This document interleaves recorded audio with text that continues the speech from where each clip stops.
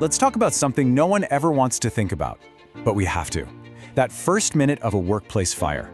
Seriously, what happens in those first 60 seconds can change everything. Are your people actually prepared, not just to run, but to respond? We're about to dive into what that really looks like. So take a good, honest look around your office or your warehouse. You see the fire extinguishers on the wall, you see the exit signs. That's great, that's compliance. But is it readiness? Because that's a whole different ballgame. It's about what people actually do when that alarm starts blaring. Does your team have the know-how, the cool-headed confidence to act and act the right way? To even get to that point of readiness, we first have to talk about the real danger. And here's a hint, it might not be what you think. The biggest reason things go wrong often has very little to do with the fire itself. And this right here is the absolute heart of the matter. It's almost never the equipment that fails. It's the human element when the pressure is on. A few seconds of delay, someone grabbing the wrong extinguisher, or just freezing. That's what turns a small, manageable problem into a total catastrophe.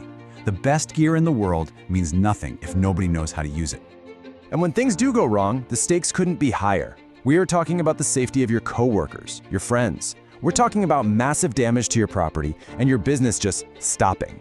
The cost of being unprepared is a price no one, and I mean no one, can afford to pay. So, how do we give people the tools to push past that panic, to get over that hesitation? Well, it all starts by demystifying the fire itself. Let's dig into the surprisingly simple science that controls every single fire out there. You know, every fire, whether it's a tiny flame or a huge blaze, follows one simple rule. It's called the fire triangle. It needs heat to get started, it needs fuel to keep burning, and it needs oxygen to keep the reaction going. Take away just one of those three things, and the fire just cannot exist. And that simple fact is exactly why training is so powerful. See, a fire isn't some unstoppable monster. It's just a chemical process, and that process has an off switch.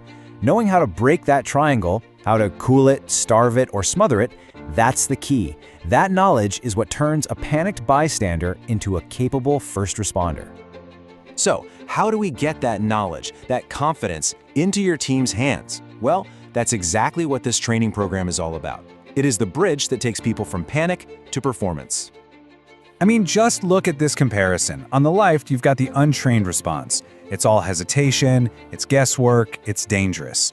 And on the right, that's the result of this program. Clear, decisive action that comes from real skill and real confidence.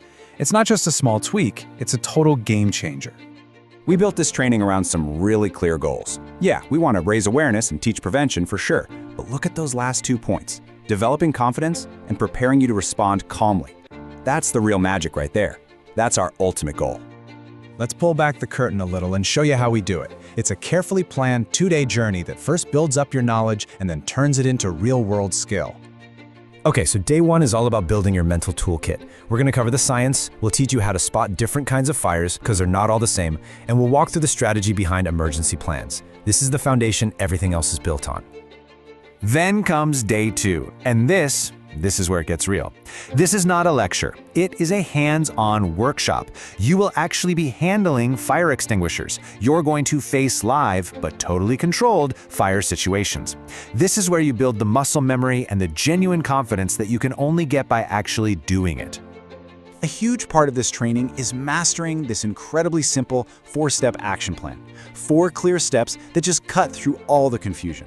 So when other people might start to panic, your team will have a clear, simple path to follow that keeps everyone safe. So what do you walk away with at the end of all this? Not just vague ideas, but real, provable skills. You'll be able to spot a hazard before it even becomes a problem. You'll know how to pick the right tool for the job, and you'll have the skill to use it right, plus the plan to get everyone out safely. These are your new superpowers. Now, you might be sitting there thinking, okay, this sounds good, but who exactly needs this? Honestly, the answer is probably simpler than you think. If you want a workplace that is genuinely safe, this is for pretty much everyone. For people in an office, it's about being ready no matter what. For managers, it's about being able to lead in a crisis. For maintenance folks, you guys are the first line of defense. And for brand new employees, it's about building a safety culture right from day 1. And that right there is the bottom line. An emergency shows you who you really are. So ask yourself, do you have a building full of bystanders just hoping someone else will do something? Or do you have a team of capable first responders, ready to protect themselves and each other? This program builds that team. So I'll leave you with this final thought. When that alarm goes off and the clock is ticking, is your team going to be relying on luck, or are they going to be relying on the confidence and skill they got from world-class training? That choice, that's what really defines a safe workplace.